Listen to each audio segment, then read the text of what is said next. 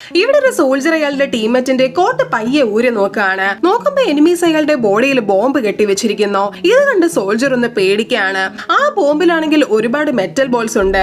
അപ്പൊ അയാൾ ചെറുതായിട്ടൊന്ന് അനങ്ങിയാൽ തന്നെ ബോംബ് പൊട്ടും. ഉടനെ ടീംമേറ്റിനോട് സോൾജർ പറഞ്ഞു, നീ അനങ്ങല്ലേ, ഞാൻ എന്തേലും ചെയ്യാൻ പറ്റുമെന്ന് നോക്കട്ടെ എന്ന് പറയുന്നു. എന്നിട്ട് ആ ബോംബിലിരുന്ന ഒരു ഇരുമ്പ് കമ്പി കട്ട് ചെയ്തെടുത്തിട്ട് പ്ലാസ്റ്റിക് ഹോസിനകത്തിരിക്കുന്ന ഇരുമ്പ് പോള അനങ്ങാത്ത പോലെ വെക്കുന്നു. ശേഷം അവന്റെ ഷർട്ട് പയ്യെ ഊരാനായിട്ട് ശ്രമിക്കുകയാണ്. എന്താ പ്രശ്നം വെച്ചാൽ അവന്റെ കയ്യിലായിരുന്നു ആ ബോംബിന്റെ കൺട്രോൾ ഇരുന്നത്. അപ്പൊ വിരല് ജസ്റ്റ് ലൈറ്റ് ആയിട്ടൊന്ന് അനങ്ങിയാൽ തന്നെ ബോംബ് ബ്ലാസ്റ്റ് ആകും. അതുകൊണ്ട് സോൾജർ പതിയെ പുറകിലേക്ക് ചെന്ന് ടീംമേറ്റിന്റെ ഷർട്ട് കട്ട് ചെയ്ത് ഊരിയെടുക്കുന്നു. ശേഷം ശരീരത്തിലുള്ള ഫുൾ ബോംബ് ചെക്ക് ചെയ്ത് നോക്കുമ്പോ എല്ലാ ബോംബും കണക്റ്റഡ് ആയിട്ട് ഒരു വയറുണ്ട്. അങ്ങനെ ഇത്രയും കാലത്തെ എക്സ്പീരിയൻസ് വെച്ചിട്ട് അയാൾ ഒരു വൈറ്റ് കളർ വയർ കണ്ടിട്ട് ഇതായിരിക്കും ഡിസ്മാന്റൽ വയർ എന്ന് ഉറപ്പിച്ചിട്ട് ആ വയർ കട്ട് ചെയ്യുന്നു. എന്നാൽ ടീംമേറ്റ് അത് കണ്ട് പേടിച്ച് വിറച്ച് നിൽക്കുകയാണ്. പക്ഷെ ഭാഗ്യത്തിന് ആ വയർ കട്ട് ചെയ്തതും ബോംബ് ഓഫ് ആകുന്നു. ഇപ്പോഴാണ് അവർക്ക് രണ്ടുപേർക്കും ഉയിര് വന്നത്. ശേഷം ടീമേറ്റ് ഇറുക്കി പിടിച്ചിരുന്ന കൺട്രോളിൽ നിന്ന് കൈവിടാൻ പറഞ്ഞിട്ട് പതിയെ അത് താഴേക്കിടുന്നു. എന്നിട്ട് ബോംബ് ബോഡിയിൽ നിന്ന് അഴിക്കാൻ വേണ്ടി പുറകിലേക്ക് ചെല്ലാണ്. നോക്കുമ്പോ പുറകിൽ ഒരു ടൈമർ സെറ്റ് ചെയ്ത് വേറെ ബോംബ് വെച്ചിരിക്കുന്നു.